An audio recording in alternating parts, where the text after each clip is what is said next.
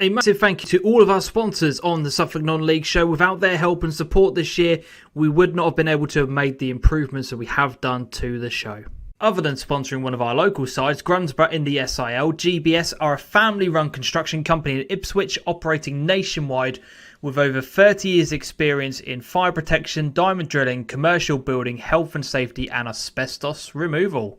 Starling & Lock, a self-employed electrician since 1989 offering domestic work and certificates for people buying and selling houses, an NIC EIC member based in the Stowmarket, Suffolk area. All of the branding that you see on the Suffolk Non-League show comes from these guys at Matchday Marketing. They are a sports marketing and branding company helping enhance the image and profile of grassroots football and non-league clubs at a very low cost, utilising over 20 plus years in the game. All of the merchandise that is available with the Suffolk Non-League show has come from these guys at Your Shirts. They offer eye-catching, professional-looking garments for your business, team, club or organisation. They offer a range of printing methods to cover all individual costs. Doesn't matter if it's text, images or anything else that you require to look unique and stand out from the competition. These guys are creating our website and they can do the same for you. Clabber Creative are an agency based in Framlingham, Suffolk, offering fully managed football club websites. They are about giving your club a professional look, feel and ongoing support to maintain the site. Alpha Surveys, providing topographical and measured building surveys throughout East Anglia. If you are in need of quality surveys on any home improvements, contact Alpha Surveys on Instagram. Links for all of these companies will be in the description below. Go and check them out and tell them that DJam has sent you.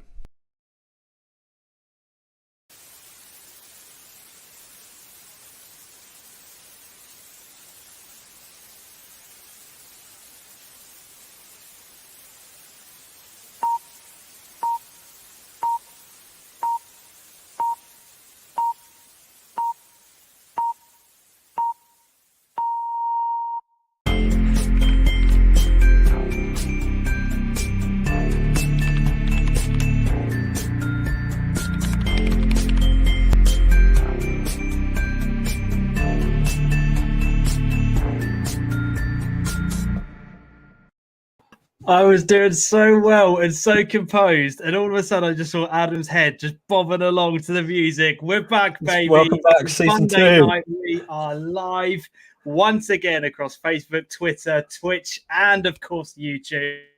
It's going to be a massive night in the show. I can already see the numbers on the screen right now are brilliant for a Monday night. Thank you so much to everyone who has checked in and is ready and raring to go for tonight. As always, you can see I'm joined by my colleague and good friend, Mr. Adam Wade. Adam, how the hell are you doing, my friend? Oh, I'm amazing. I hope everyone else as well. I'm glad to be back, kicking off season 2. Now we're into July. Yep. We've had our little break and we're refreshed. Ready and raring to go.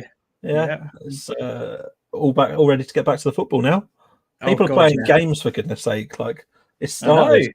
I know. I'm still in Euros mode, but people are already kicking off with pre-season friendlies, which is great to see, which, 100% love it. Absolutely love it. But, yeah, good to be back. We needed that week's break just to kind of get ourselves all ready and composed, and we are back with a bang tonight. You would have seen all over social media being plastered today, yesterday, etc. It's the SIL Cup draws, which will be kicking off very, very shortly. But before we get into all of that, just a massive, massive thank you, as always, to all of our Ko-fi members, who are people who have donated one-off payments towards the show, which has been a massive help over the past, well, it's now coming up to a year, isn't it? It is nearly. It's a year in September, I think. There you go. Yeah, there you we're go. close. We're close. Massive thank you to all of these guys. And as always, a massive thank you to all of our Patreon members. These guys are regular contributors towards the channel on a monthly basis. Remember, you can do the same if you enjoy the show, what we do, just like these guys have done. Head on over to patreon.com/DJam, and for a monthly amount, anything from as little as £1 a month, you can put towards the show. Really does help towards the running costs and everything that goes on with the show. Yeah, here we go. Everyone is piling in. I can see the chat is already popping off. Let's say hello to some people. Yeah, hello everybody. Hi Mark, hope is all as well. Yeah, doing really well, my friend. Doing really well. Shem's here. Evening, been a while. It's been a week, mate. Calm yourself down. But no, I know what you He's mean. missed I know it. what you He's mean. missed it. With a week, when you miss a week, it does feel like an awful long time in non-league. Wembley says, evening all. Hope everyone is well. Evening, mate. Hope you're doing good for Matchday Marketing. Maverick's in the building, as is Luke, as is Maverick. Big show tonight. Yeah, you're not wrong. You're really not wrong. Ryan Johnson, evening, lads. Sean is here. God, Christ, loads of people. Alex, evening. Hope everyone's well, says Irv. Paul Kitson's here. Hannah is here. Well, Hi, Hannah. massive shout out to Hannah and all of your pictures this weekend. They looked absolutely superb from Witten. Keep it up. Really good work. Corley's here as well. Sean Tolman is here. It's coming home, lads. It sure is, mate. Andy, evening all. Switzerland aren't winning the Euros. I know. I did feel for you when they went out, mate. I really did. For those of you who don't know, he got them in the sweepstake, but there we go. Evening, boys. Up Caden says, Dan, good to have you here, my man. Good to have you here. Yeah, don't worry. We're not doing the draw this evening by the Barnard wheel. We've kind of we've gone a little bit higher than that for this evening's one, but we've got the Alan Sparks number generator this week for people to count. So. Yeah, 100%. Uppercod says S1 and I love that. Absolutely love that. Stuart Spreadbridge, good evening, mate. Hope you're doing well. Ben, hi lads, got the Speedway on for Ipswich, which is lovely, but couldn't miss it. Yes, good man. So they're on Eurosport tonight. Yeah. Can we get Hannah on the show to talk about the photo side of the sport? Yes, we would love to do that. We will definitely get Hannah on at some point in the near future, maybe before the season kicks off. We can definitely arrange for that to be easy to have. peasy. Mark could have been worse and had Wales, 100%. I can already see loads of you are piling in. As I said, the numbers are absolutely mental this evening. So we are going to get straight in to the cup draws this evening. We've got loads to discuss after the cup draws as well, but I know that is the reason why the majority of you are here, so we won't keep you waiting too much longer. And all of this has been possible thanks to the man I'm now about to bring onto the screen, Alan Sparks from the SIL. Alan, good evening, sir. How are you doing? Very well, thank you very much. Pleasure to be here. Good. Oh, well, Alan. Pleasure's all ours. Just for those of you, for those who don't know, maybe in the chat, just explain your role at the SIL and what it is that you do. Well, my role is just to look after all the fixtures for the league, fixtures and cup, which we're here for tonight. I mean, there are 8 divisions, 170 or will be for this coming year. I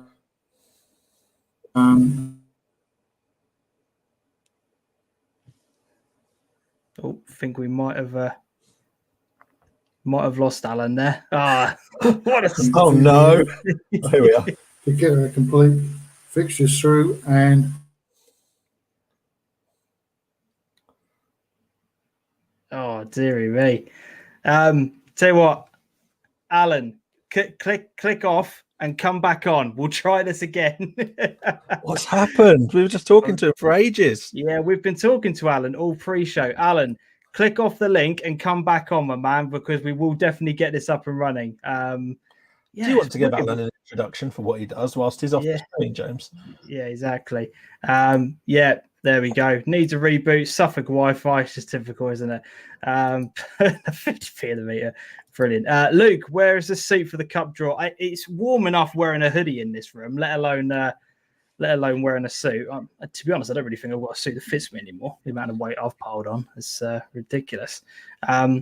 Hopefully, Alan will come back on in a few moments, and we will start kicking things off with the cup draw. Just for those of you, to make you all aware, the running order for tonight, we are going to be doing first of all, it's going to be the Divisional Cup, which are going to be the first numbers drawn out. We will then be doing the Reserve Cup, and then we're going to finish off the cup draw tonight with the Morrisons Freight Cup. So that is the running order for tonight's show. For those of you who missed the list of numbers that were being drawn out earlier today, these are the numbers that we've got coming out. First of all, for the Divisional Cup. So there are the numbers. We have got 40 teams that are going to be drawn out this evening. Some great teams left. Great teams in here, including some new names. Gipping Nats on the screen there, Adam. It was a bit of a shock prior to this. Top name, Gipping Nats. I mean, that. you don't see many teams suffixed with Nat, so I'm all over that. In terms of what we've got, there's a few new teams that have gone into this one, so it'll be interesting to see if any of them get drawn out for the first round of games, or indeed if they get a bye, which 24 teams are going to get. So I suppose it's more bad luck if you actually get pulled for a game, if anything. Yeah, definitely. And then the second lot of numbers here, we've got, as I said, we've got 40 teams that are going to be in the first draw, including the likes of Laxfield, Mendlesham, Ockhold, new team in there, Samuels FC. Is not a name I'm too familiar with, but we've got Stage in there, Unity, along with a whole host of reserves and A sides as well. So as I said, 8 games are going to be drawn out. There will be 24 buys from this one, so hopefully it won't be too long in terms of this draw. But we're still waiting for Alan to pop back up. Not entirely sure where he's disappeared off to, but we will be doing the. Should we have a glance at the next round for the next cup? Should we just go through those all together? Oh dear! Oh, hang on. I think. Hopefully, Alan is back. Let me just see if we can get him. Alan, can you hear us? I'm just reading. I can hear you. Yes. Sorry about the technical difficulties. I've moved my router nearer to you. That's fine. Here we go. That is brilliant. We were just going through the teams and the numbers for the divisional cup first of all. We were just explaining the draws on that one again. Just to clarify, 8 games that are being drawn on this one, and we've got 24 buys. Is that correct, Alan? Just before we get started. That's right. Yeah, you've got it right. Fantastic. So, without much further ado, shall we start off with the divisional draw? Let's get going. Come on. Luke's comment is Samuel's FC full of people whose name is Samuel. Right. God. Right, we'll start going. Here we go. First number 30. Number 30. That is Sporting 87A. We're playing number 6. Bilderston Rangers Reserves. Ooh. Number 21. Number 21 is Laxfield FC. We're playing number 10. And number 10 is Copplestonians A.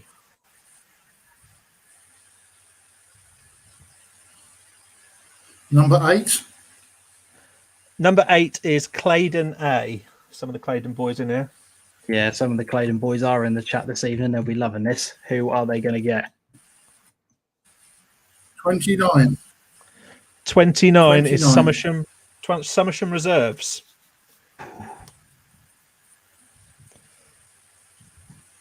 Number 7. Number 7's Bromford United. Oh, one of the big boys already drawn out. Love this. 26. Playing 26, which is Old Newton A.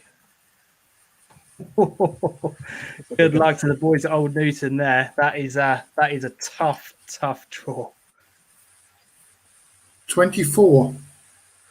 24 is Needham Phoenix Reserves, new team. Against 25. Which is Ockhold.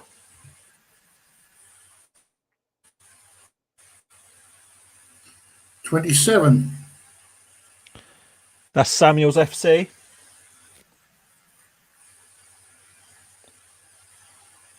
16. Samuel's FC will be playing Great Blakenham Checkers. big game there. You'll have to tell me when I'm down to the 8 games, please. We have done 6 games so far. We've got 6 on the board. 2 to go. Okay, number 4. Number 4 is Bacton United 89A. And they will be at home to 38. And 38, all the way down the list, is Westerfield United Reserves. That's potentially quite a big game considering Westerfield have gone through that massive reboot, haven't they? So that's a big game. Number 40. All the way to the bottom, that's Wortham. And this is the last team that are going to be drawn out. Number 18. And that's Hope Church. Oh, it's divisional rivalry there. Love that. Love that. So that is the draw done for the Divisional Cup. Love to see what people's thoughts on that one are. Let me just get a couple of moments just to get the graphic all sorted out for that one. Adam, some big teams have gone out, have been drawn out of that one rather. Yeah, obviously Brantford United are going to be taking on Old Newton as in a big game there. Extra game for Brantford to get through. They're going to be hungry. Like you said, there's a couple of games with divisional rivalries there as well, and it's nice to draw out some of the new entrants to the league as well. 100%. I'm just going to bring up a graphic in a few moments, everybody, which just shows who has been drawn against who. So bear with me a few moments. Just as confirmation, anyone that didn't get drawn out, so from the 16 teams that didn't get drawn out, there's 24 teams that are receiving a bye. They're going straight through to the next round to be involved in the draw for that. And the provisional date for the fixtures is the 6th of November. Correct. That is correct. Yeah, nothing is definite at the moment yet on dates because I'm waiting to hear Suffolk County Primary Cup, Junior Cup dates are. Once they've confirmed, then I can confirm ours as well. So that's why they're provisional at the moment. Absolutely fine. 100%. So let me just do recap here, boys. So won't be a moment. All the wonders of modern technology. Here we go.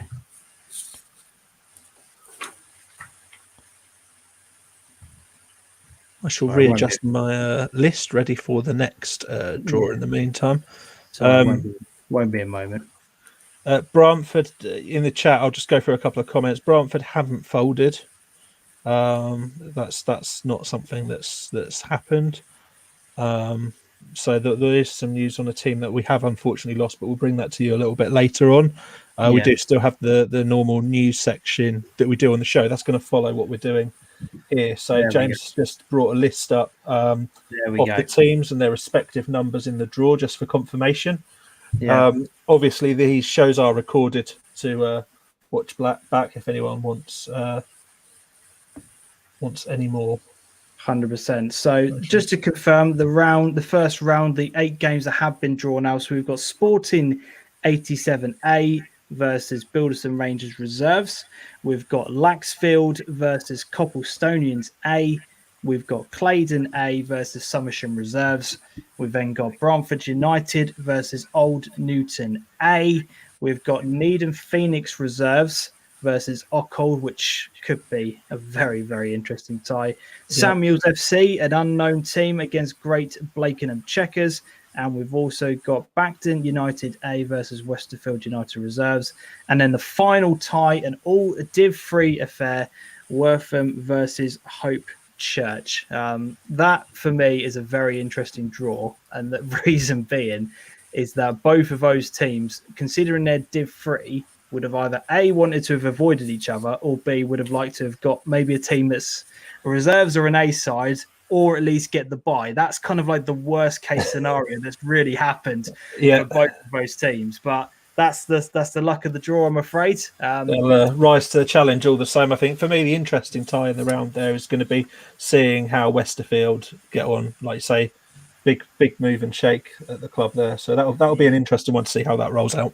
100%, 100%. So that is the first one. That's the Divisional Cup there and then. So we move on now to the Reserve Cup draw, which just to give you some of the teams that are in the Reserve Cup, here are all of the numbers for the 25 teams that are in the draw for the first round. So we're going to be drawing out 9 games. So 18 teams are going to be drawn out, and then the remaining 7 teams will have buys through to the second round. So again, some very, very big teams in amongst this competition. So yeah, shall we get going with the first set of numbers, please?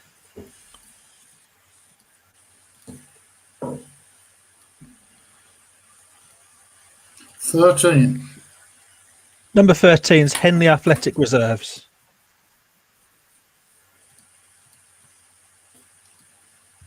We're playing number 3. Which is Backden United 89 Reserves.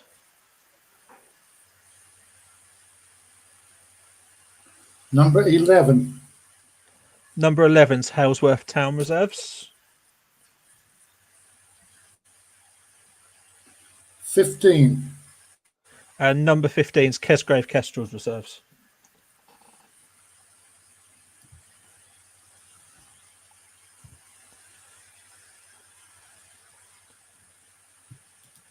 25. 25 all the way to the bottom, that's Wickham Market Reserves.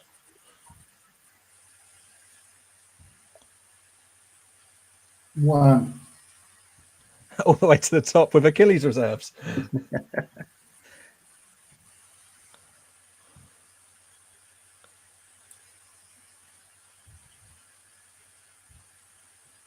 18. Number 18 is Old Newton United Reserves. 22. And number 22 is Trimley Red Devils. 19. Number 19 is Ransom Sports Reserves.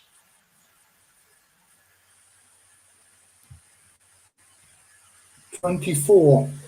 And 24 is Wenhaston United Reserves. Thank God I'm not doing that. Thank God I'm not reading out that name.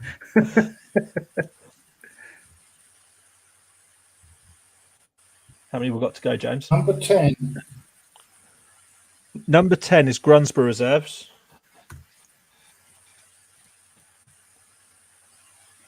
Number 21. And they'll be playing Stowe Falcons Reserves. So just to let you know, this is round number 6. So we've still got 3 more ties to go. Thank you very much. Okay, 16. Number 16 is Curtin Athletic Reserves.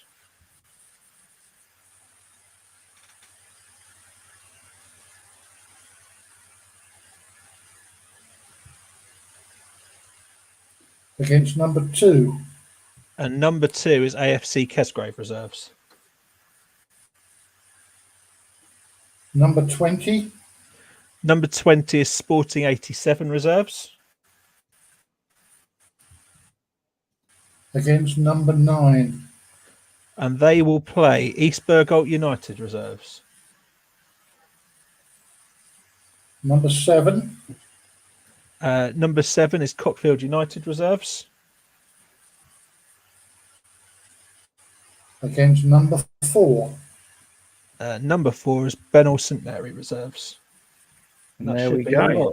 That is the last one in that draw. So again, some very big draws coming up on there. I'm just going to get the graphic ready on there.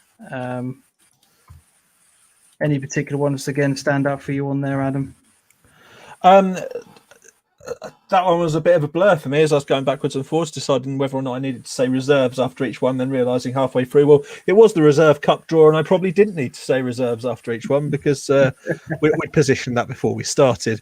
So, yeah, anyone tuning in, put in the chat any big games, anything for your club. A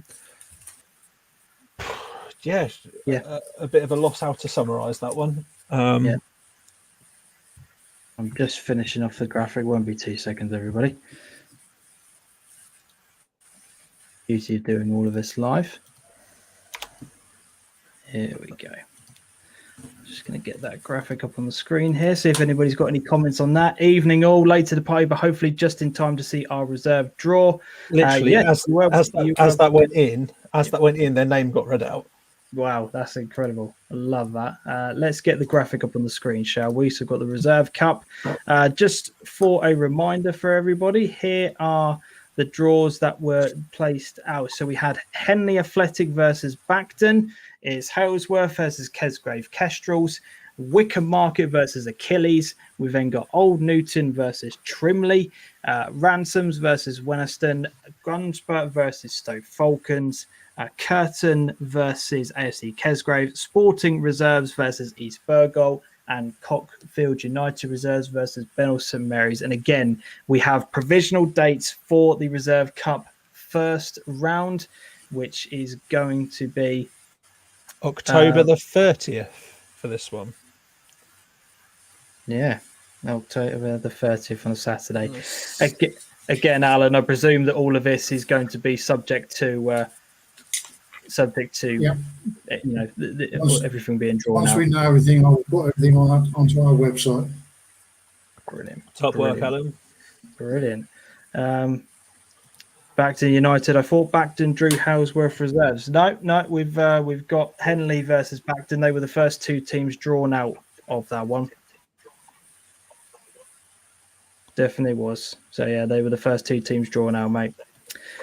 So Dan says Grunsborough Reserves versus Grunsborough Reserves A all in to be a fair. Luke, have we done the Morrisons Freight? No, my friend, that is the next draw that is coming up. And to remind everybody, here are the numbers involved. This is the big one. This is the mother of all cup competitions in the SIL. So we've got all of your teams that are involved tonight, numbered 1 to 26. There are going to be 10 games played across the round of the first one. And then we've got 6 teams who will be receiving a bye. Once they then go through to the second round, we will then have the SIL senior teams meeting them to make a second round of 32. Again, Adam, some massive, massive names in and amongst this draw coming up this season. It looks quite impressive, doesn't it? Absolutely, and a big thanks also probably from the league to Morrison Freight for sponsoring the competition. It's probably important just to get that in there as well. Like without those sponsorships, funding for the league and that, it's so important to keep things going. So yeah, definitely big thanks and big shout out to Morrison Freight. There's some huge teams in there, so it's going to be interesting to see how this lands. And see if we can cause any big first round matchups, I think is the bit I'd be looking for. 100%. Right, Alan, final draw for this evening. Are you ready with the numbers? Yeah. Good man. Right, ready and raring whenever you are. 33. We've only got 26 teams on that one. You might want to. I haven't hold back from the 40. Sorry. Oh, Alan, I panicked, Alan. It's all right. It's okay. Just testing you out. Just make sure you're awake. Yeah, well, fair play. It works. Let me just reset. Got me sweating. I was frantically Just give me a searching moment. Reset, and I'll be with you. You're all right. That was brilliant. That was absolutely brilliant. I'm normally the one that's going to make you panic. Numbers first. All right. Drum rolls. 26. So the first number drawn. Oh, we're going 1 to 2. Was that the first number drawn? All good? Right. Here we go. First number drawn is number 13. Number 13, that's Saxmundham Sports. And they will play number 20. And number 20 is Tattingstone United. Number 2. Number 2 is Bacton United 89. Against number 14. Number 14 is Somersham.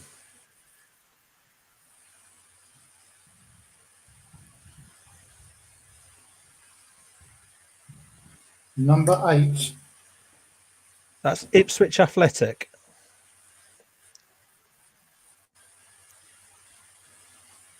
Against number 19. That's Stowe Falcons.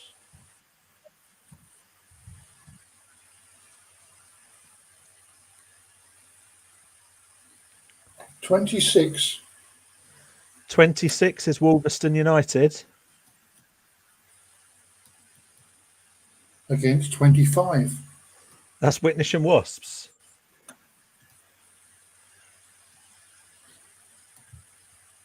Number 9. Number 9 is Kesgrave Kestrels. Against number 10. That's Curtin Athletic. Number 17. 17 is Stanton. Ooh.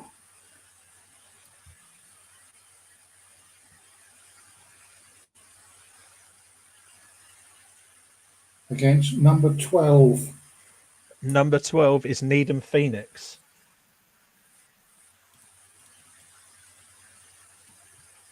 Number 3. Number 3 is Brantford Road Old Boys.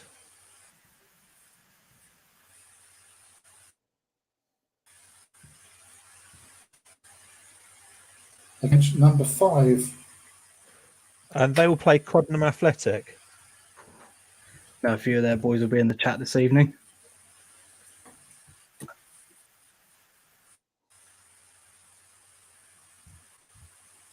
$21.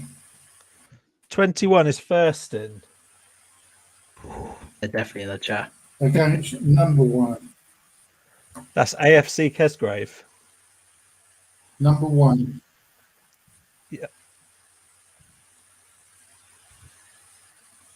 16. Number 16 is Sporting 87. That's every single draw they've had a team pulled in. Against number 22.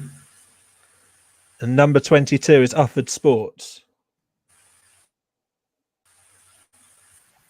Confirm we are at number 1, 2, 3, 24. 4, 5, 6, 7, 8, 9. So this is the last one. Last one. So 24 is Wickham Market. Last one. So the last one out of the hat tonight. Against number 15. Number 15 is Southwold Town.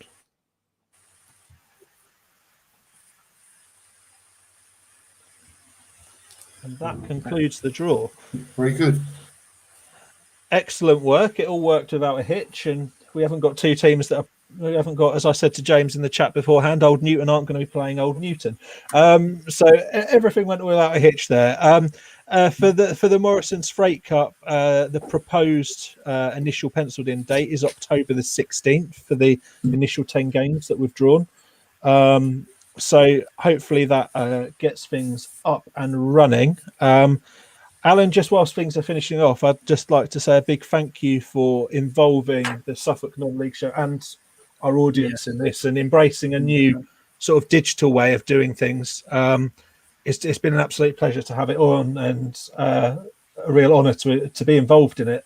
There's always a bit of excitement around cup draws and stuff, so it's great to be a part of it and to a bit more influence on the football community. This is the way people are moving forward nowadays, so perhaps it's the way to go in the future. But we will see. Thank you very much. I'm quite pleased to see some nice comments.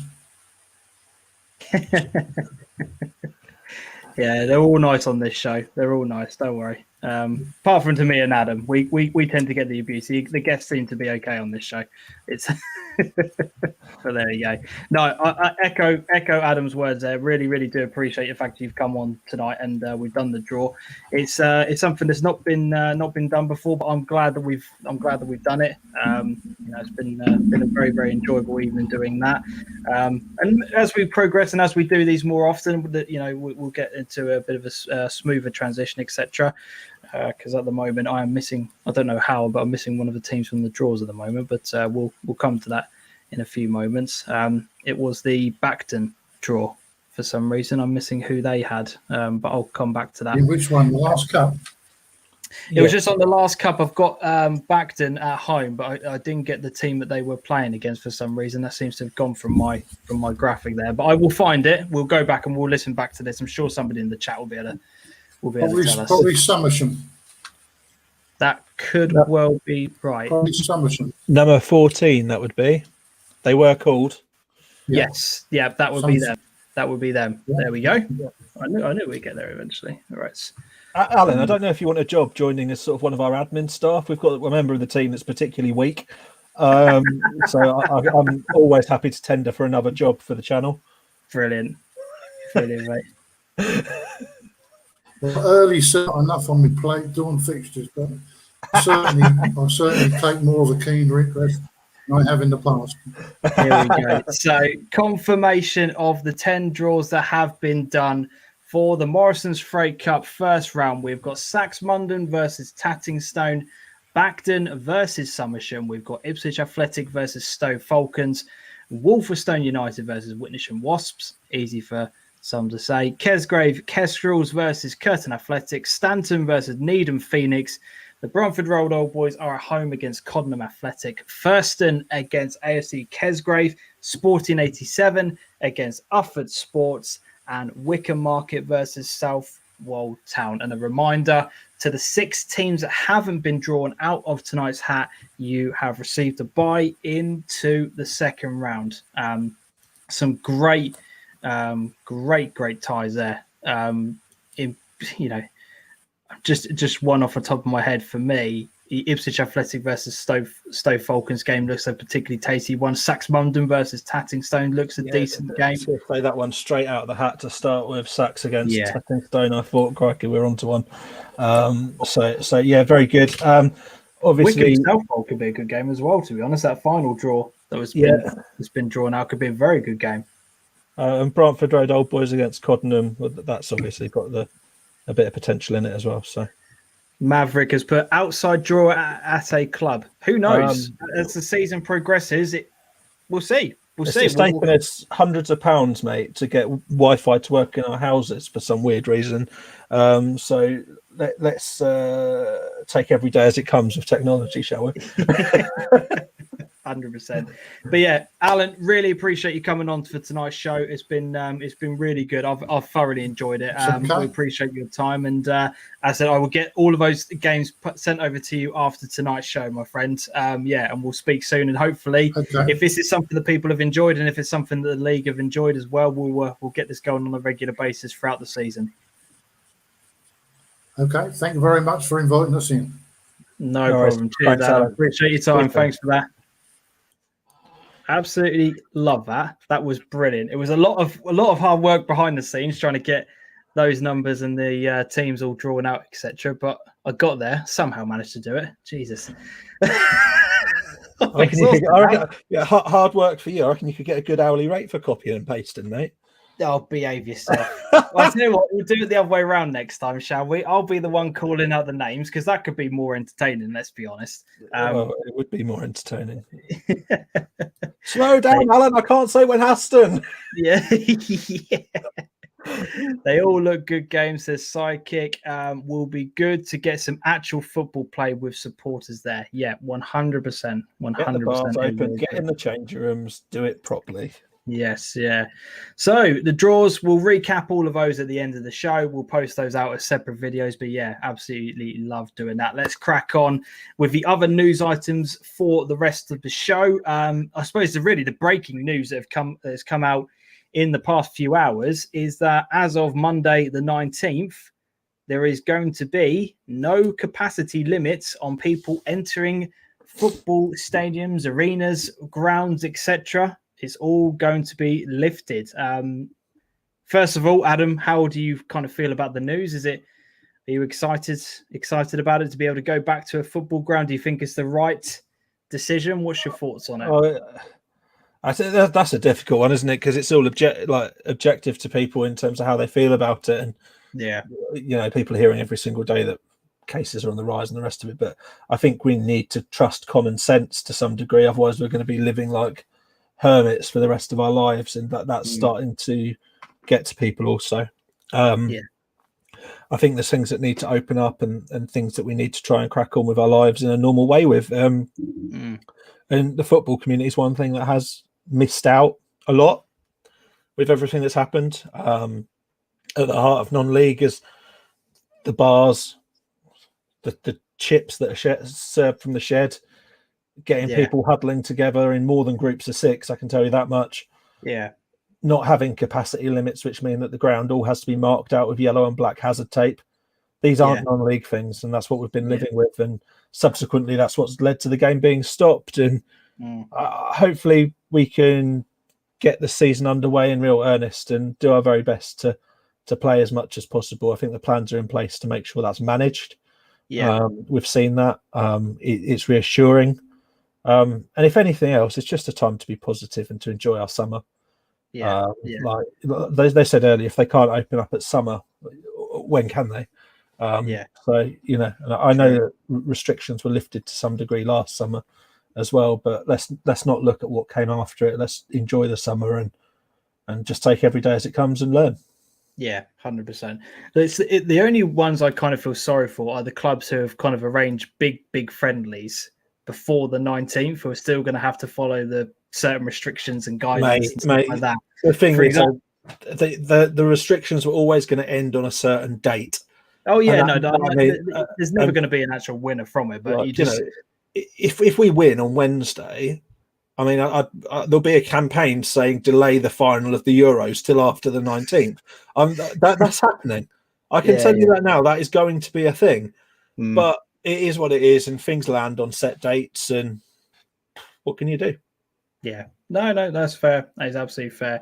But yeah, so that is the breaking news, which is going to be fantastic for local sport moving forward, depending on what days certain friendlies fall. For example, Bury, who have got Ipswich coming to town next week, have got to fall within certain guidance and certain guidelines, etc. But then Needham the following week will be kind of like a free-for-all. So, but there we go. It is what it is. As Adam said, there was always going to be a cut-off date. We just have to move forward with it. But yeah, fantastic news for non-league football. Hopefully no restrictions means that we can get as many people into games moving forward as is humanly possible. Right, so we also had some breaking news that came out during the course of last week from the Southern League, which was that now moving forward, the Southern Football League have signed a multi-year media rights deal to broadcast 82 clubs matches live globally online. This is an absolutely huge deal for particular our clubs in this area, Needham for Leiston as well, and for Lowestoft. This is a big news story. Legal officials have said that the deal will make its matches far more accessible to supporters. The deal breaks the traditional broadcasting monopoly of major TV companies and gives lower league clubs the power to broadcast matches live. Adam, what do you make of this? Do you think it's a good move? Are we then getting into more armchair fans, which I've seen the argument of? It's saying you're then discouraging people from going to actually watch non-league games. Where do you sit on this? I think we're empowering more people to see non-league football. Is what we're doing, and we're giving people a platform to actually watch it and get an interest in it, increase social media presence from those games. You'll get games filmed and you'll get clips go online, and it will be good for the game. It will increase the profile of the game. I'm a little bit against the fact that I think that there's one provider that all of the games have to go via. Yes, it is an outside company, isn't it? Which is why the whole deal has been able to. They've sold it as a contract, haven't they? Basically, yeah. I'll see if I can try and get the name of the company up on my screen. I'm sure someone will beat me to it in the comment section. But yes, there is one sole company now which are going to be responsible for this. I'm just trying to load it up because it is a massive company, isn't it? I think it's great though for the level of football. And do you know what? In time, if it's successful, I hope there's a trickle down effect and that goes a bit lower, and we start to see no cap on teams having some involvement. And like as a simple thing, we've seen VO cameras implemented very successfully Something that I'd really, really advocate. I know they're pricey. It's £300 a year just for the subscription. We've spoken about them before in terms of how much easier it'd make a match day experience. But how much more exposure does a club get when they can clip the highlights very quickly and chuck them on Twitter and stuff? So to have this sort of broadcast element to games, it could be absolutely amazing for non-league clubs. Yeah. The company's called Ticket Co. Media Services. There you go. Sounds like the kind of business that'll be in business for 10 minutes before getting sold, but we'll see how that goes. Their head of media has said that the media rights deal makes online broadcasting available to clubs regardless of the size and help bring football back to the people. Via technology, leagues and clubs now have ownership of their own broadcasting via our hybrid system. It's empowering for smaller clubs and will begin to break traditional broadcasting monopolies. That's been mentioned a couple of times from the league and from the actual company itself, which is quite an interesting statement, because there was always that rule with 3 p.m. games you couldn't broadcast live, and we have had that obstacle a number of times where we've inquired and looked into doing certain things, haven't we? Whereas this now potentially is the start of something happening moving forward. That's the thing. I've had the equipment for some time to be able to live stream games, but certification means that I can't do it. Maverick, pay-per-view, did I spy? Why would you not pay through the gate? Well, maybe it's an away game that you don't want to particularly travel to, that you might still want to watch your particular team in action. This is about accessibility. Be the only one. That's what it is. This is, for every person that doesn't turn up to the match, I'd suggest there'll be 2 that will look at it that wouldn't have gone anyway. So this is, and it's just about getting more people involved. It's like with everything. Like if you watch Premier League football or whatever, you want to go and watch Premier League football in the flesh. You get that. It's the cure for the itch as such. So, let's get it sorted out. Yeah, definitely. Hannah, great news for the Southern League teams in this area. It will be good for teams and helping them building a profile online, which again comes back to what you said. It's about how clubs, I suppose, utilize this now. What they do, because there might be some clubs who just simply sit back on it and just go, well, our highlights are there, people can watch us as and when they want to, and then they won't really do an awful lot with it. It's how you as a club pick that up and really take it on to the next level, and who you've got behind the scenes that can really help you with that. Ownership and marketing of the platform. What do you do to make people want to watch you and to use that footage and to really use it to sell your club as a brand rather than just a football club. Be interesting to see the stats as Maverick. That's 100%. The thing. The stats will be the telling thing, because everything I'm spouting could be a load of rubbish, and then we'll see the stats. Definitely, but we'll watch that with interest from afar. But really, it's exciting news, isn't it? It's a as they said, it could be groundbreaking, it could be a disaster, it could be like Satanta Sports. Who knows? Satanta Sports. Do you remember them? Remember them? Christ, dear me. It's like when everyone thought the next revelation in telephones was Ionica. Not a name I'm familiar with. That's a little bit. Can you not remember everyone getting octagonal dishes outside their house and receiving their telephone by satellite? Absolute failure of a mechanism. Awful. Brilliant stuff. I'm only for like 4 years older than you, and you don't remember that, which is worrying. No, really don't. But there we go. So moving on, we had the news again from the Southern League to say that they will be releasing their fixture list on Friday, the 16th of July. So not very far away now, actually. The season is going to be kicking off on the 14th of August. So I would imagine a lot of teams in our particular area in that league will be looking to try and secure some friendlies at the beginning of August with their season kicking off then. So the Southern League have announced, as I said, on Friday the 16th, that their fixtures will be released. We also had the SIL announcing, as we had just had Alan on the show there.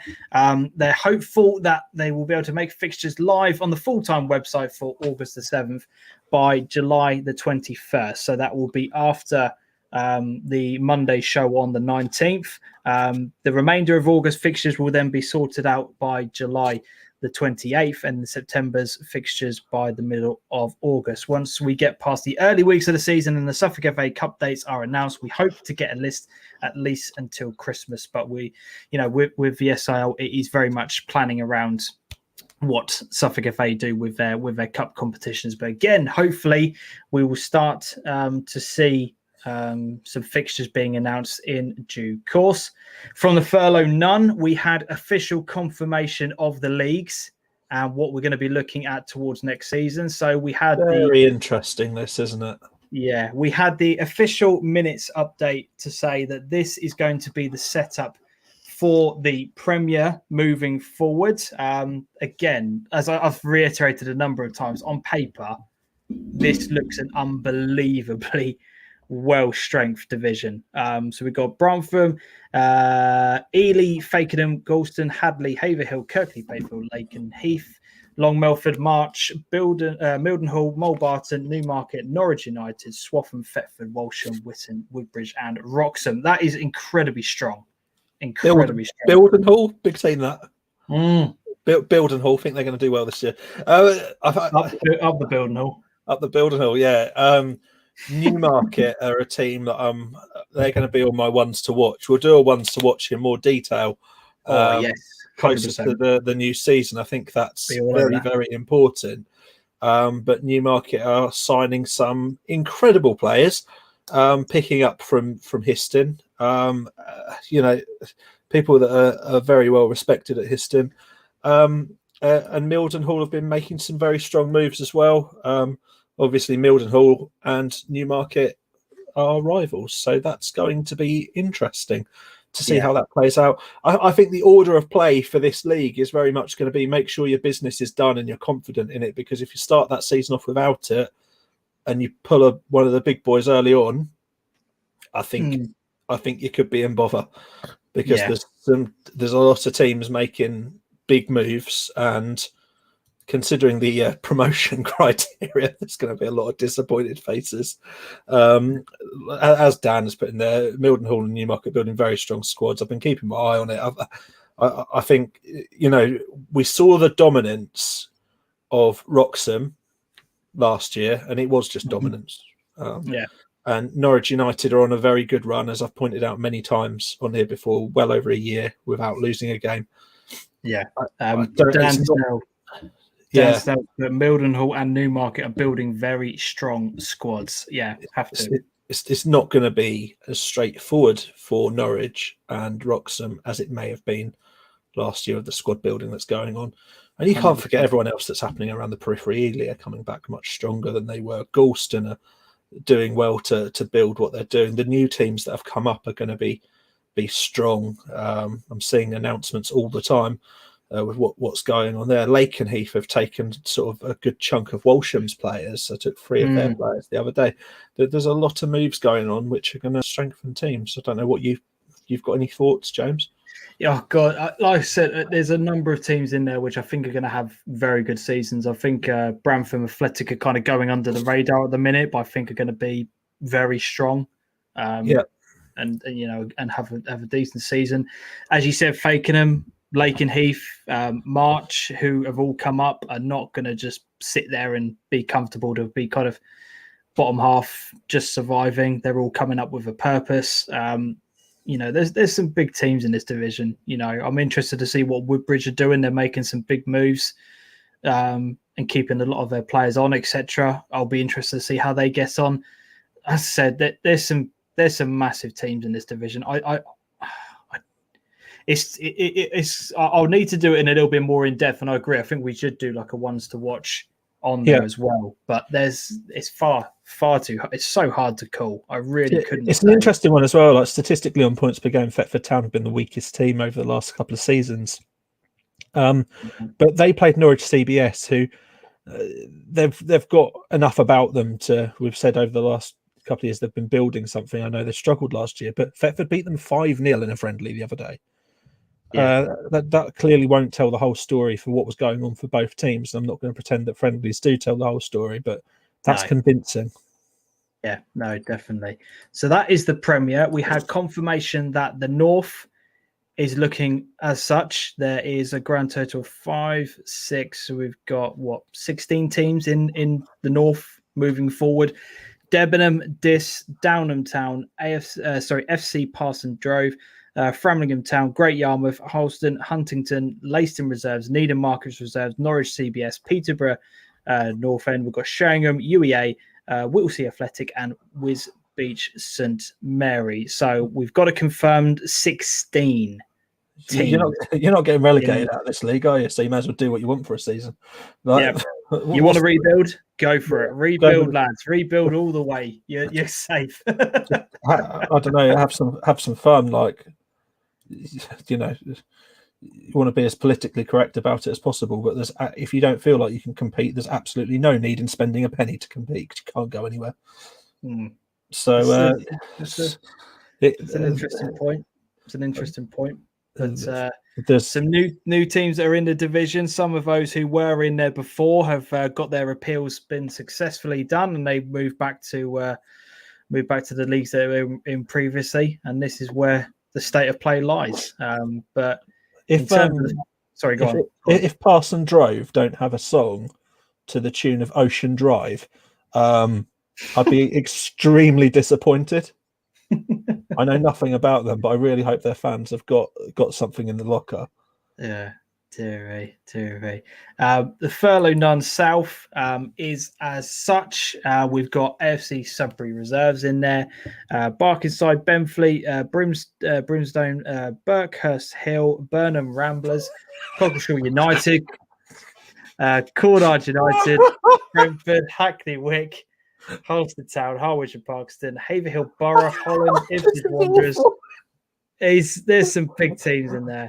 Harwich. James, you've made my night here. Oh, leave me alone. I can't do it. This is why I got you reading out the names on the cup draw. This is why I can't do it. But yeah, so we've got a few sides from who were in the north that have been officially confirmed as being in the south now. There's a lot of teams in there which we're going to be covering for the first time moving forward next season. For us, isn't it? Yeah, definitely. It kind of broadens our scope in terms of the teams that we tend to cover moving forward. But, there's going to be a lot of our sides that, were in, as I said, in the Furlough None North that potentially could have been moved back there moving forward now that we've had a lot of reshuffle and a lot of teams that have decided that their appeals have gone through, etc. Do you think there's any sort of ground, Adam, that we could have maybe had a couple of our sides maybe moving back into the north? What do you reckon on that? James, part? You're getting me to tread on horrible ground here, aren't you? 20 teams in here, 16 in the other. The answer is obvious here, isn't it? You want 18 on each, but before Ipswich Wanderers knew that was going to happen, they thought they were going to need to travel 50 billion miles across the country a few times. As much as I don't want to say it, I think there was probably scope to put 18 in each and have that difficult conversation. But what do you do? Like Sudbury Reserves got moved across, didn't they? And I think Cornard did as well. Like, would you automatically push them back and leave Ipswich Wanderers in here because they requested it? I don't know. It seems like a very, very odd decision of the league to leave it as 20 and 16. Especially because they could have done something probably around relegations. I think had both teams been balanced, both leagues been balanced. I'm very disappointed that the northern sector has only got 16 teams because you need competition at the bottom of the league as well as the top of the league to make a fully functional football division. No, agreed on that part. Is this a league or a tube map position? Well, there's a lot of places that are around London, and there's going to be some feels for that. Haverhill Borough, Sudbury Reserves, Cornard. Wanderers, obviously, they've got a little bit of a trek to go in there. I don't know if there's any teams that have come into this that were in step 7. Couldn't tell you. That's something we need to have a little bit of a look into. But yeah, so we've had that official confirmation. Just to go back on a point we were talking about earlier in terms of the SIL fixtures, just to let everybody know today, the SIL have found out that a number of clubs have not completed their county affiliations. this could hold up fixtures being announced. So if you if you've got any, if you're connected to a club or you know somebody at certain clubs at the moment, please can you try and let everybody know about it, get those registrations filled out as quick as you possibly can. Make sure that your club completes it ASAP, just so we don't have any delay in fixtures being announced. Yeah, so if everyone could do that, that would be massively appreciated. Something that someone has said to me, actually, if we just go back to the previous slide with the furlough none north, someone said to me, do you think the scope where they could have looked back retrospectively and promoted more teams that put themselves forward? Yeah, there's definitely an argument for that, isn't it? Instead, to then balance it to 20 each. And I don't know if I would have seen the harm in doing that. No, definitely not. Because this is going to be so unbalanced now for years. It depends on how many people apply for promotion next year, doesn't it? That's the big thing. If we get a number of teams that are applying for it, then then that will be absolutely fine. But all it takes is for a couple of teams to drop out next year for whatever reason, or decide that they want to go down, or whatever the case may be. And who knows what this division and the layout of it is going to look like. But we'll have to see. Time will tell. Can someone send me a Wisbech St Mary shirt? Let's make it happen. I want you wearing that on the first game of the season. Well, if there's anything I want this season, is for Wisbech St Mary to not finish bottom. If you can do this league and do what the heck you want and not have a risk of going down, if that's how it plays out, I'd all the way behind Wisbech St Mary. Love it. Absolutely love it. Brilliant. So, yeah, that's the layout of the furlough none. We did have some massive news coming out of the furlough none, which I'd love to get your thoughts on this, Adam. Hadley United announced that their manager, Christian Appleford, has decided to step down from the manager's role. They're pleased to announce the appointment of Steve Holder as the first team manager with immediate effect. This followed Christian's Appleford's decision to step down as manager due to his new work commitments. Chairman has gone on to say, we congratulate Steve on his appointment and on his decision to step up. We also thank Christian for his professionalism he's brought to the club together with Steve in the past 2.5 years, and we wish them both every success in the future. First of all, before we kind of read Christian's statement out on there, do you think that's what do you make of that? Because he's someone that's well known in non-league football. Yeah, and like Rolf there as chairman, they've got a lovely club. Like Hadley's a really nice place, and again, I said it the other week, but props to Christian for saying that he wouldn't be able to do it with his work commitments at this stage. Steve's first job in management, give it to him now. Let him have a bit of time to get in with the boys, get things sorted, and then go and do the best he can for the club. And Rolf's obviously put that trust in him as well to take things forward and build the best he can for him. Right? Hadley haven't been in the furlough none prem in terms of top performers for a while, so it's an exciting chance for them to start again and see where they sit themselves amongst everyone with this very new looking furlough none prem. Like I say, Christian's a well-known name locally, so shame that he's dropping out of it. But sometimes work and family and everything else is bigger. I know full well Christian has got big family commitments as well that the game took him away from. So I'm sure he's made the right decision for him and to get that balance right. And I think sometimes with everything else that's gone on, it's been a good time to reevaluate what we can all do and what we can't. Yeah. So, Christian had this to say when he decided to step down. He put a couple of statements out on Twitter. Firstly, I want to thank everybody at Hadley for their support during my time at the club. Some fantastic people there on and off the pitch. The players over the last 18 months have been immense, and I could not have asked to work with a better or more committed bunch. Unfortunately, my promotion and a new position at a new school, whilst extremely exciting, means I do not have the time to commit to the job and the club that they deserve. I will be doing all I can over the next few weeks to support Steve in the transition and handover period for Hadley.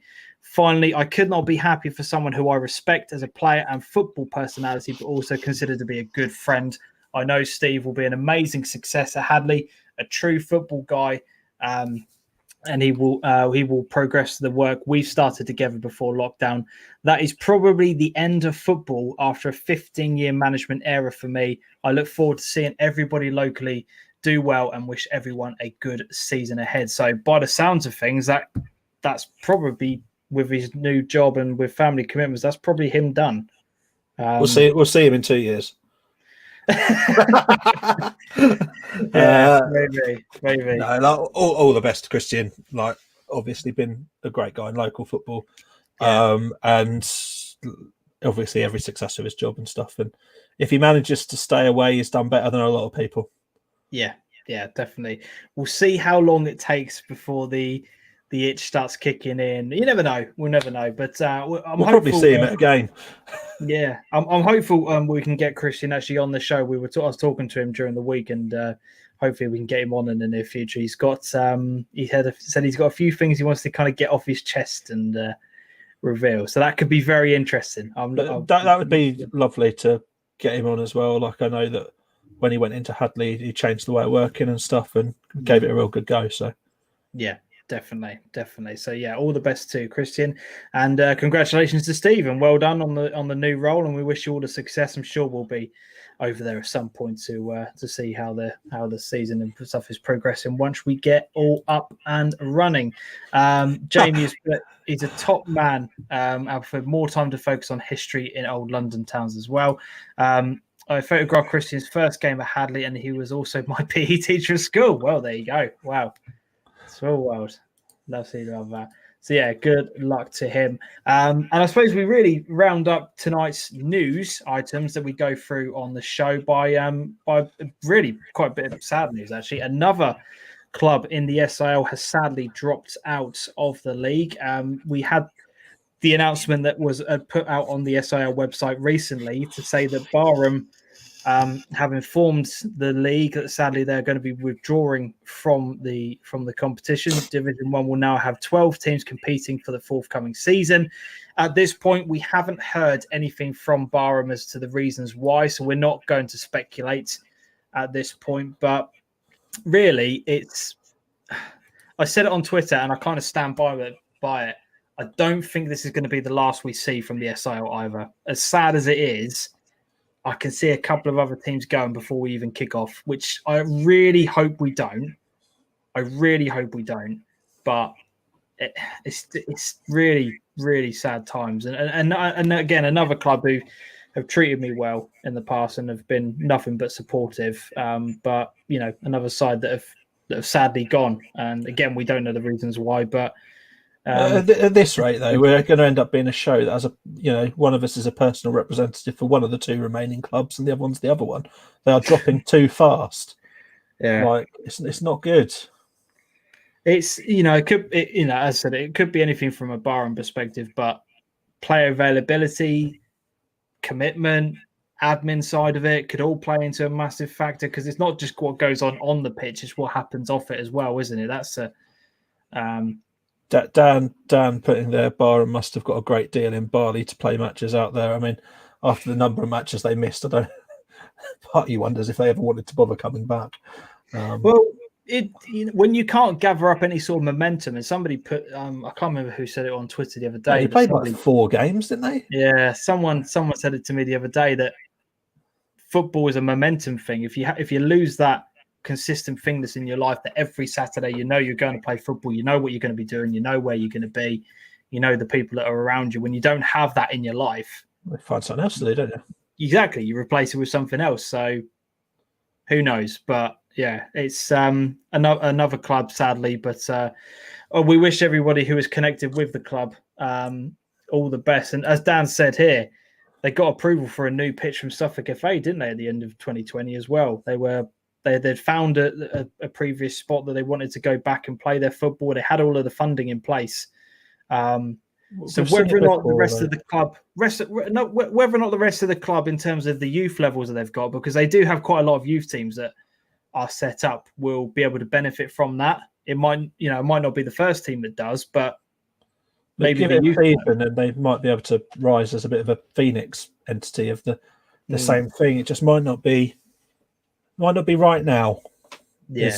And I think with everything that's happened and going forward, I think that everyone in the game realises that if we're going to go into it, you're going to have to go into it with commitment because people want to see it through this time round. And if you haven't got that, I think there's a lot of honesty coming through from people that's making these decisions happen. And I personally, people may not agree with me, but I think that's the right way to go.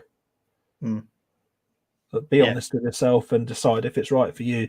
Don't get a few games in and then think no, because it's a lot of wasted time for a lot of people. Yeah, that's the thing. But hopefully it won't be the case that we see more go. But we'll kind of watch this space and we'll let you know. And as I said, if we do then get a statement from Barham as to the reasons why, we've reached out to them. We'll see. We'll of course let everybody know in due course. So yeah, there are the news items. A lot of news to kind of catch up and go through, which obviously you would expect with having a week's break on there. It's not going to slow down now either, is it? Maverick, no Bramford discussion. Do we want to talk about it? Shall we talk about it? UK, I don't know how I feel about this, if I'm honest. The more that comes through, I think it makes the discussion very difficult because you have sympathy with them on one hand, and on the other hand, you've got to think, not so sure. Like in terms of where it goes, and I ended up in the middle with it in my mind and think teams don't want them in their league because of who they are. The rules of the league say that really they shouldn't go up, and if they went up a league, the teams in the league up would resent that happening also. So I don't know how I feel about it. Here no we go. bad luck discussion. See, we're opening a can of worms. It's not where I want to go tonight. The thing with the Bramford situation, and it's difficult because they benefited from one rules the previous season where they weren't allowed to be reinstated into the league because technically when a club folds, as everyone knows, you have to wait 2 years before you can reapply to come into it. Due to COVID and what had happened, the rules were kind of relaxed a little bit and they were allowed to enter the division that they were. So they benefited from that part, that they could re-enter the league. So they had that benefit. As you say, quite clearly on paper, it's very clear to see that they are too good for the division that they're in. I think a lot of people knew that before they even kicked the ball this season. That was their choice to sign all of those senior players. Yeah, exactly. That's part of the challenge, isn't it? Like if you're going to get all those players in, then part of the journey is let's take all those players through the league and be able to nurture the next lot to come on. So it is hard, but then, So the rules that we're going into this season were that. Adam's stripping off for us. Lovely job. I'm so hot. I'm like, sorry for that. I'm going to get up and go and get a drink and just bugger off for a bit. So the rules were that over the past 2 seasons, you had to have a points per game on 2 years, and because they didn't, by virtue of only being there 1 season. Correct. It was decided that was one of the reasons why they couldn't go up. Is that's from what we've been told on there. Yeah. So, as I say, they've benefited from one side of it, and they haven't been able to on the other side. From what we hear, and this is again purely speculation, I don't know how they've kind of taken it.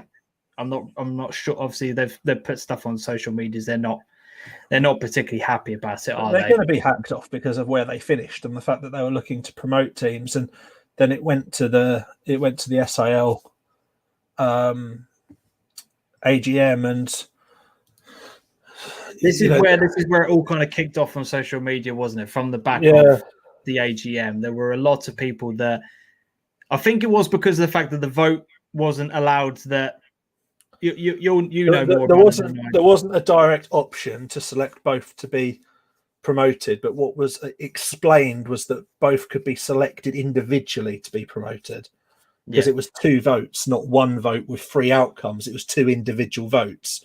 Now, somebody has put in the chat of 12 teams in Div 1, simple, raise them up 2 divisions. In my mind, you absolutely categorically can't do that.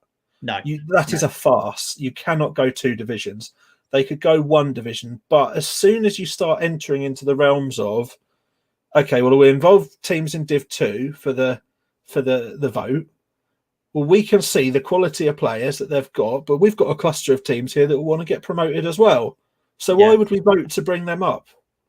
And then it's where you start getting this political bit about it.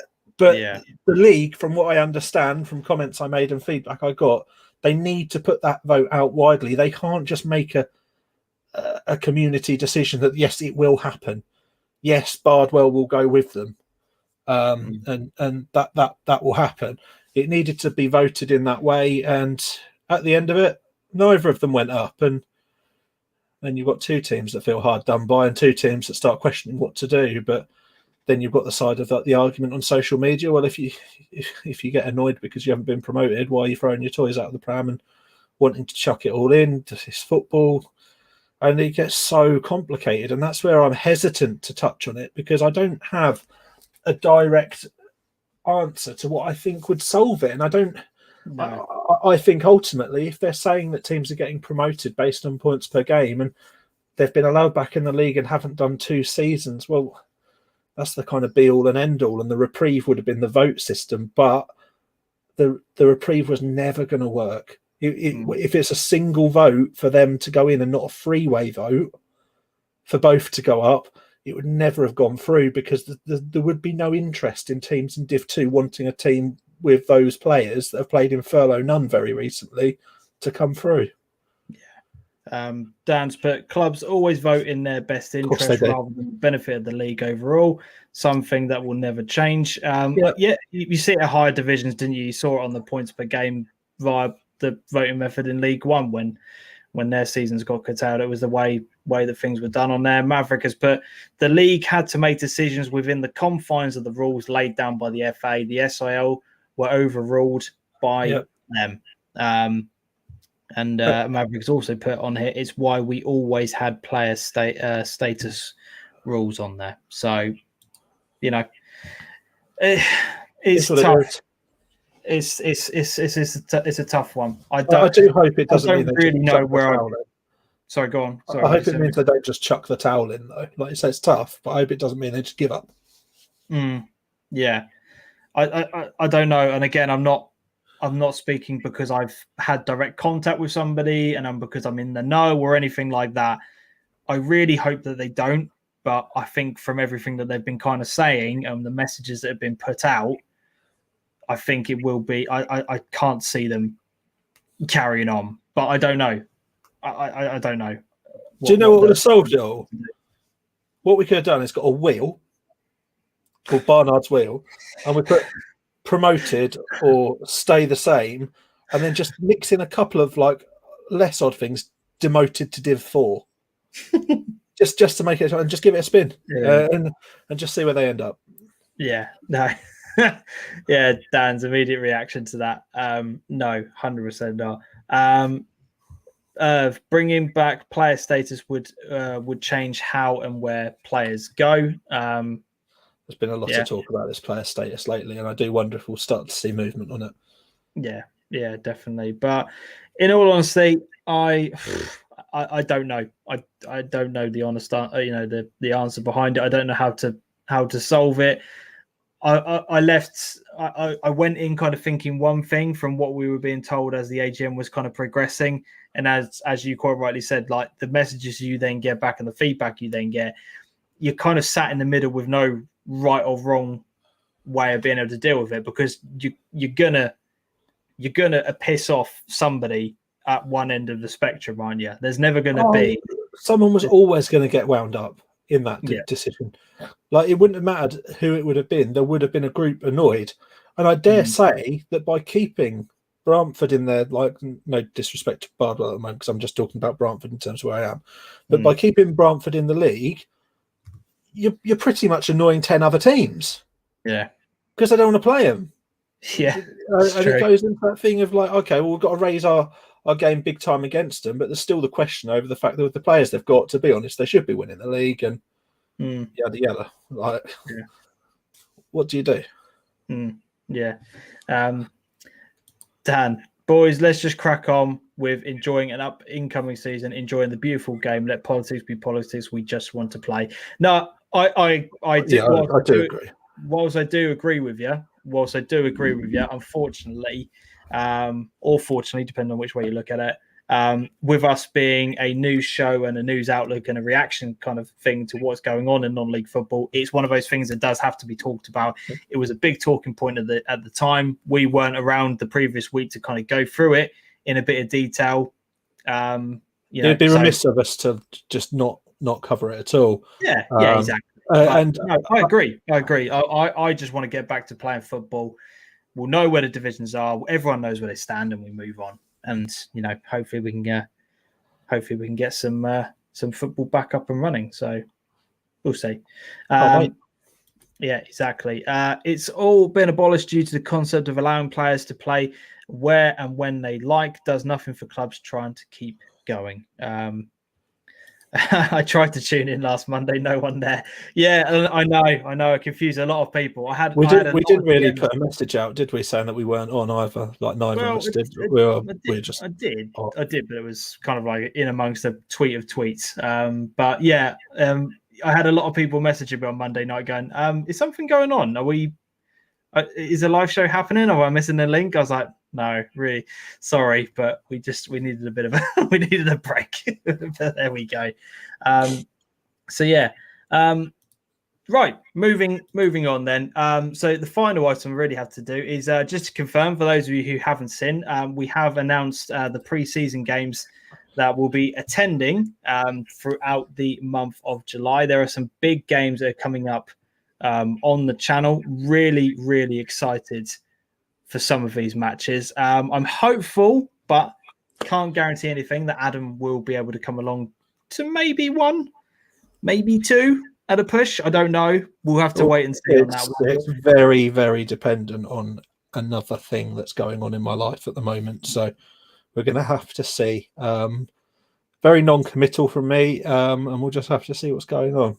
Definitely. But yeah, some of the games that are on here.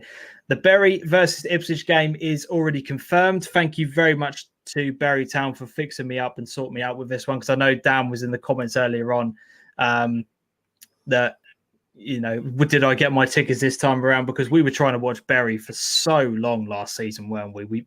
But we finally got our access to this game. Really excited to see that one. What Ipswich team we see on the day, who knows? We'll have to wait and see.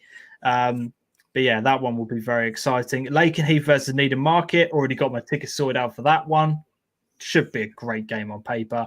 Needham versus Ipswich is the next one. I'm in due course of getting that set up. Stowe versus Colchester. As Dan says, Stowmarket versus Colchester Vets. Depends on which Colchester team comes down. But again, looking forward to that. And then Sudbury versus Cambridge. Some massive games on there. Yeah. And I know you'd like the logo match day. New logo for match day experience. Looks good. Looks very good. Just need to get a better looking person presenting it now. Cheers, mate. Stowmarket versus Ipswich Rejects looks very good. But yeah, so there are the preseason games. A lot of people have been asking me what's going on with Saturdays. Basically, the next few Saturdays for me are rather hectic. This Saturday, I've got a work commitment, believe it or not, that I kind of want to be involved in. I want to be there, basically. So yeah, for 1 minute. Yeah, go into that. And then the following one is the Yarmouth versus Stowmarket game, which I will be going to, but I might be having one or two drinks, so I won't be recording that day. And then I think I've got something, I can't remember what I've got going on the next week. But yeah, Saturdays are a bit of a no-go for me at the moment. But once we get into the season, they will be kickstarting up once again. So it's midweek games for the foreseeable throughout July. Pre-season hasn't landed all that great for either of our diaries, really, has it? Not this year. Not amazingly, no. Most of July I'm pretty busy. I was hopeful to get 2 games during the week done every single week, but that's just not been possible. So I've had to stick to 1 game a week, annoyingly. But yeah, we'll see. We'll see what. James will end up in Fallen Angels in Yarmouth, I reckon. We'll see. We'll see. That, unfortunately, it's on the 17th when everything reopens on the 19th. So Annoying, but there we go. Again, we had a cut off, and we have to deal with it. But yeah, looking forward to that one. So if you're around, if you're at the Yarmouth versus Stowmarket game, feel free to come on over and say hello. I absolutely love it when people come over. James's new favourite thing is to have someone to ask him for a selfie. I'll behave yourself. This is the most like ridiculous thing ever. It's like he's been on Love Island for a few weeks. Oh, like, Jesus. Yeah. So to kind of just to put a little bit of context behind what I'm saying here, I went down to the mill to watch the England game against Germany, and whilst I was standing outside, I had a load of people coming up to me asking me for selfies, and sort of I just wanted to chat about the show, about the channel. It was really nice. And if you are one of those people currently watching right now, hello lads, I really appreciate that. I messaged Adam afterwards saying, I've got people taking selfies with me, and he was just like, "You're an idiot. You've gone viral on TikTok though, of all these guys with a picture of you in the background, just like grinding and dancing over the top of you. Just you've gone mad, mate. You've kicked off. Not sure if that's genuine or not, but there we go. It's not genuine. I don't know. I don't really know. You could be saying anything. Hannah, please, can I have a selfie when you're next at Witten? Yes, 100%. You can, Hannah. We'll end on tonight's show by just clarifying what Ben has put here in the comments. What happened to last season's Super Six? Adam, I can discuss. So, go on, mate. Go on, kick things off, because a number of people have been messaging both of us about this. Yeah, some discussions currently ongoing with who's going to partner up with us to do it next season. Can't discuss too much. I would like to announce and kick off next season at the same time as doing the other. So we've got the results for the other one in. Yeah. But I want to try and make the two collide and combine at the same time. So to me, I don't see it as a huge problem. I mean, the same prizes are going to be won, and the money's still in the bank to buy the prizes from the last one. So it will all happen. It's about releasing it and making it have the right timing, because if we did something with it this week, then we'd just be saying, well done, you won, and then potentially putting it on the back burner. So I just want to try and link it up and make it all fit with the next bit, if dependent on what happens to the next bit. But either way, I can see us doing something next week and launching a preliminary version of the Super Six, at least either way. I think I need to have a cut-off at some point. I'm a bit unsure what people feel like at doing friendlies for Super Six, because anything can happen. It seems a bit silly. So I'm in two minds as to where to go with it. No, I personally, I think we should kick things off when the season kicks off, because that's not very far away now. It's the first weekend starts on the 31st of July, so we're not really away, are we? But it will all be done and sorted.